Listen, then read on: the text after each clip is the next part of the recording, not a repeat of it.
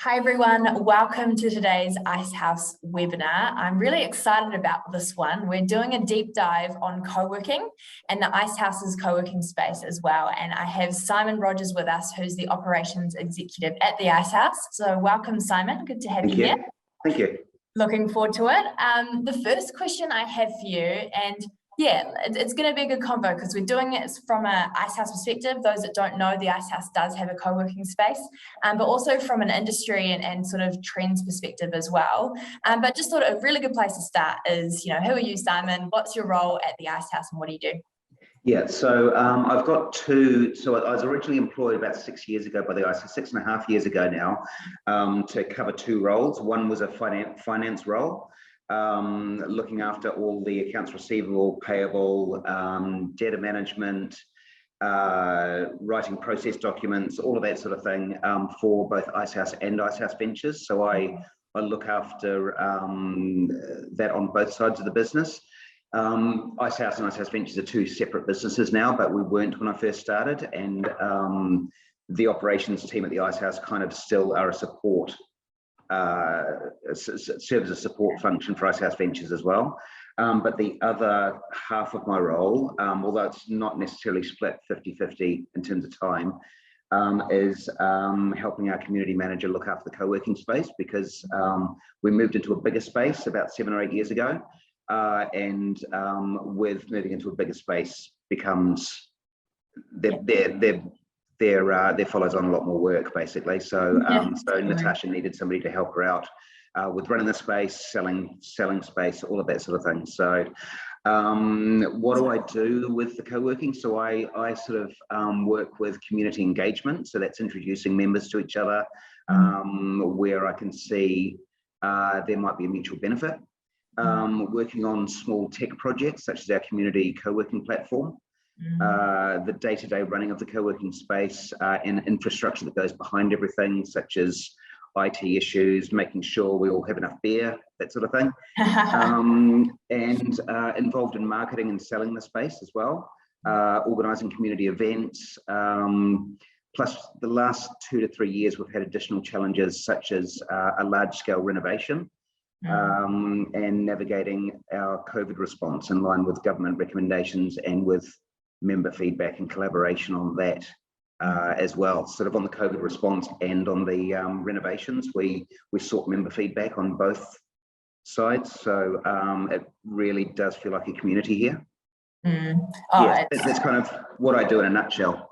Yeah, that's a really great explanation.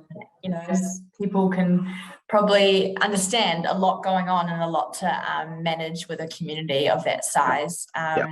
And I know now being based in Tauranga and, traveling up and being able to come back to the space, it's just got such a great buzz about it. And that doesn't just happen without things happening behind the scenes to create that feel. So I know the community appreciates it, that's for sure. And it's kind of about curating the right people to actually move in as well. And then it kind of becomes more of an organic thing as well. It's not just myself and Natasha pushing things along. So totally. And we see that. It's a really good thought, is actually thinking, okay, well, these two businesses really work or gel well together. They're going to be sitting in the same area, and there's a lot of thought that goes into that, which is cool. Where is the Icehouse co-working space for those that don't know? Yeah, so in Auckland, we're city fringe, so at the bottom end of Parnell, not far from the ports of Auckland. But in terms of transport, we're probably about a 20-minute walk from the ferry terminal and the Britomart train station, bus terminal sort of areas. So 20-minute flat, easy walk, which is great in summer. It's not so much fun in winter, especially this winter with a lot of rain, but a short e-scooter ride, 5 minutes if that. So quite easy to get to. And our part of Parnell, although we're not in the main part of Parnell where there's a lot of restaurants, there are a lot of restaurants and cafes that have sprung up here in the last couple of years in our area. And some of them actually cater for our events too, which is real handy to have them right next door. Oh yeah, such a yeah, just the wider Parnell area has such a good buzz about it too, which adds to the feel of the place for sure. So that's cool. Facilities, would love to hear a bit about what facilities the Icehouse space offers. Cool. Well, apart from the range of desk options with like fixed desks, private studios, and hot desks, we've got quite a lot of facilities for our members. So we've got a conference room or a training facility, which seats sort of about 25 people, classroom style, or up to about 40 people, theatre style. So a really versatile space. We've got 9 meeting rooms, including a 14-seater boardroom. We've got booths for phone and video calls.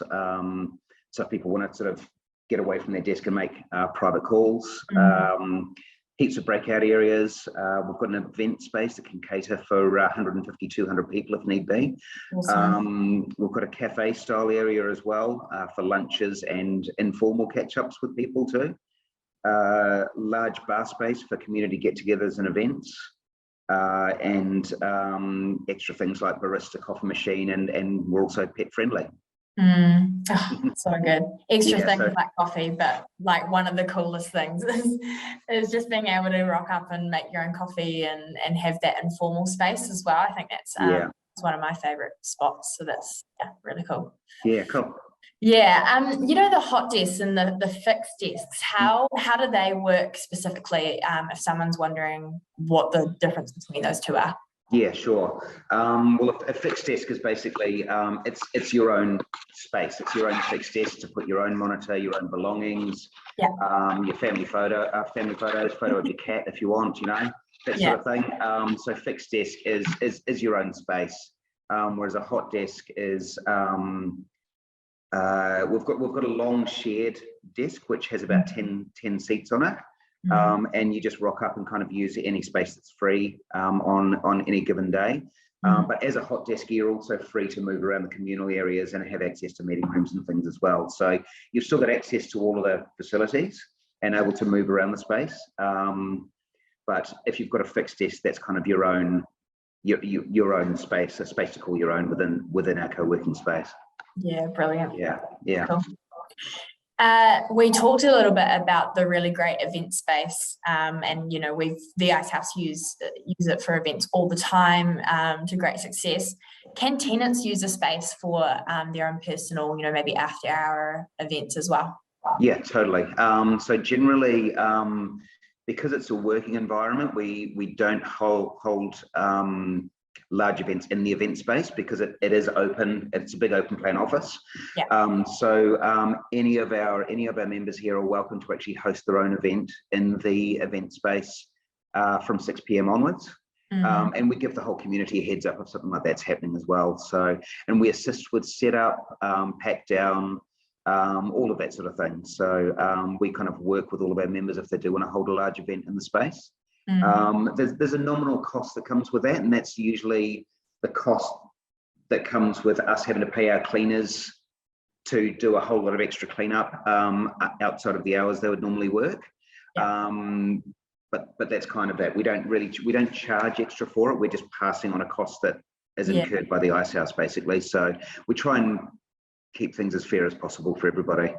Oh, totally. Yeah. It's a beautiful space. That's for sure. Any specific community benefits and offerings? Yeah, we do have quite a lot actually. There's a whole lot of tech perks that startups in particular have access to, like Amazon Web Service credits, discounts with platforms like Xero, Stripe, HubSpot, that sort of thing. That's massive. So I mean, they're all subject to eligibility, but we can tap into all of that.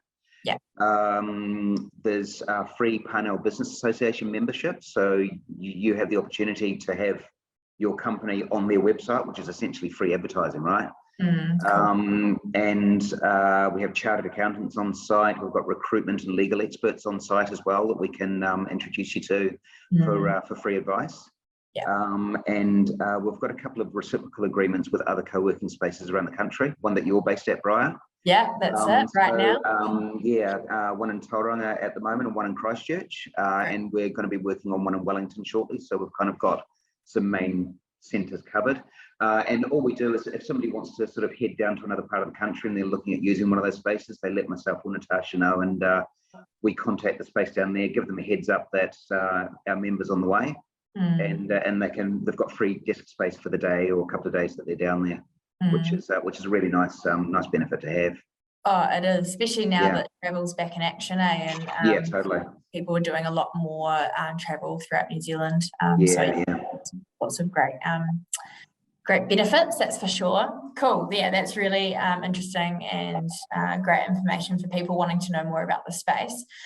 Just in a general sense, what are the benefits of co-working?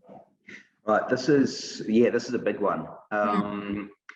So moving away from sort of the nuts and bolts to the general sort of benefits of why you would do this, Absolutely. I mean, if there's anything the last 2 years has taught us, is that things can go wrong and really quickly, and unexpectedly.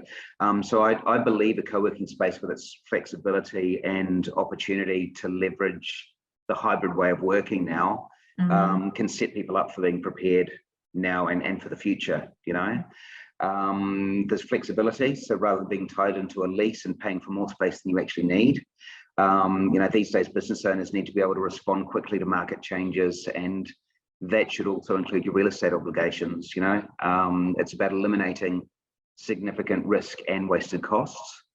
There's the time and space to work on your business instead, without the additional task of running an office or even hiring somebody to look after the running of an office for you. Those are all additional costs, and so that's huge too, and that comes under kind of the heading of wasted resources as well. Being part of an engaged, motivated and diverse community. There's like-minded people and business owners all around you, which is a really powerful thing to tap into. There's a wealth of shared knowledge and experience to tap into. At the Icehouse, we've got a diverse community in terms of businesses, ages, and even nationalities of our members. Yeah, definitely. And historically speaking, like for hundreds of years, highly functioning communities have always had a range of diversity metrics, be that age, skills, or whatever else. And this gives the ability for ideas to metabolize and people to think more sort of holistically about the trajectory of their own business, and their own business's growth. Totally. And another really powerful thing is culture. People talk about company culture these days, and building a company culture. Well, having talked with a lot of founders over the past 6 years or so since I've been here, culture is definitely a recurring theme. So if you're a team of 1, 2, or even 3 for that matter, being part of a co-working community has the huge advantage of there already being a culture built in. And my feeling is that this can be especially valuable for founders with small teams who, while they're still growing, can have the task of building a culture taken off their plate temporarily while they build their business. So those are really big benefits, in my opinion. Absolutely. So true. And I had a chat with one of our business owners from one of our SME businesses, and he mentioned what you said around just the value of the, having office management, inbuilt essentially into the co-working space. And it's I hadn't thought about it before that moment where he's like, for me as a business owner, making sure there's coffee, making sure there is some drinks, or making sure, those things are sorted, it is a huge weight off the shoulders, and to have that inbuilt into a co-working space is extremely valuable. And things like contracts with printer companies and security companies, IT infrastructure, hiring of plants around the space. There's so many things that go into it. There's paying the rates, there's paying the rent, there's water filters, there's so many things that go around the infrastructure of an office, let alone all of the other benefits that we've just talked about. It's huge. It really is. Completely agree, and some really great points there. This is an interesting one, but really wanted to ask it. Any misconceptions about co-working that you would like to debunk? Yes. And if you're looking for a co-working space, firstly, if you're looking for a co-working space and you have any concerns, my advice firstly would be just to write these down and cover those questions off with the community manager if you check the space out. You know, much like you would when buying a home. You know, after all, you and your team will be spending a lot of time there. So ask. Lack of privacy is usually the biggest misconception. Any good co-working space has already addressed this issue, like the Icehouse has, with plenty of breakout spaces, phone booths, enough meeting room resources for the whole community, as well as fostering a community that values consideration towards its members. I generally cover all of this sort of stuff off with an induction with our newer members, so that they kind of have a sense of how things work around the space, you know. And we find that everybody here is really considerate of other people's space, privacy, noise levels, all of that sort of thing. Even newer members who are quite self-aware. We've had a few people come into the space that are aware that they talk loudly on the phone. and they do actually ask me, how do I get around that, or am I going to annoy people? And we've got phone booths, we've got meeting rooms, we've got a big long hallway outside that people actually walk up and down when they're on the phone, you know. So there's different spaces you can move around within our area and actually be quite private and not kind of annoy people, you know. And like I said, everyone here is pretty really considerate around that. Cool. So distraction and noise are other ones. So a good co-working space should provide a good range of desk and quiet spaces to work from. And I've kind of just talked about that. I mean, recent studies have actually shown that when people can choose where they want to work throughout the course of a day, so moving throughout a space throughout the day, and this actually significantly increases satisfaction and productivity. It's actually been proven. So, and if you view distraction through a positive lens, such as a chance chat over the coffee machine, which happens all the time, at the shared lunch tables or over a drink on a Friday afternoon, this can more often than not be a valuable opportunity to learn, especially in a diverse community like the one we've got here. The other misconception that I hear quite a lot is it's for freelancers and startups. Like over the last few years, I can't tell you the number of times I've heard, oh, the Icehouse, that's the startup incubator, isn't it? People just assuming that we're an incubator, you have to be a startup to move in, That's probably still an ongoing legacy because of the glamorous kind of view of startups and then that kind of whole world, you know. Yes, we do have our fair share of true startups in our space, but we also have salespeople, accountants, digital marketing agencies, business coaches, recruitment and HR specialists, engineers, biotech analysts. We've got all sorts here, you know, as well as the Icehouse and Icehouse Ventures teams. So the world changed in 2020, as we all know, and we've been here to help businesses of all types settle into this new hybrid way of working. So as a result, this is the diversity you'll see in a lot of co-working spaces out there now. A bit of everything, you know, which is kind of cool. Yeah, I'm glad you said that, because I do think a misconception is that the Icehouse or the Icehouse co-working space is an incubator and, you know, works with startups. And obviously Icehouse Ventures does work with startups, and but there's a massive part of it, and like you said, extreme diversity in terms of the co-working space specifically, having many SME businesses involved, many, you know, one-person bands and that sort of thing. And so you will get to connect with lots of different people, from established businesses to startups to freelancers. You know, it's all in the one space, which is a really good point. Yeah, and that again comes down to just this diverse wealth of knowledge and experience in a lot of instances to tap into. You know, it's not a whole lot of startups in here. Not that I'm knocking startups in any way, but with the people who've been around for a long time, the SMEs, you know, they've done this, and a lot of them have actually built and failed with business as well. And there's a lot to learn from failure too, as we all know. Yes, yeah. So there's all of that to tap into, and we've got, it's really cool to see over the last couple of years, we've had alumni company move in as well, quite a few of them in here now, whether that's people who've been through the owner manager program or who have been business coaches with the done business coaching work with the Icehouse. Quite a lot of alums coming in now, which is really cool to see.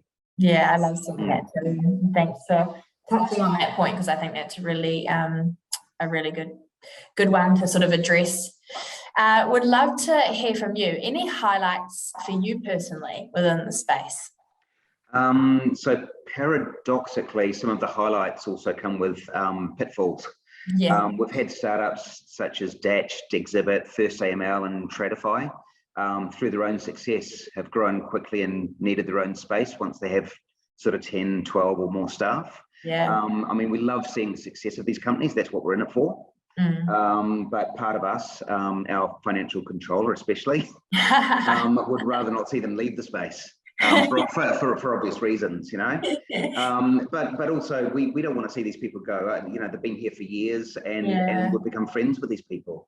And we're still in touch with a lot of these companies that have actually moved out of our space. They'll still pop in for the odd coffee or a beer with the community on a Friday, which is actually really quite nice to be able to see people coming back to us.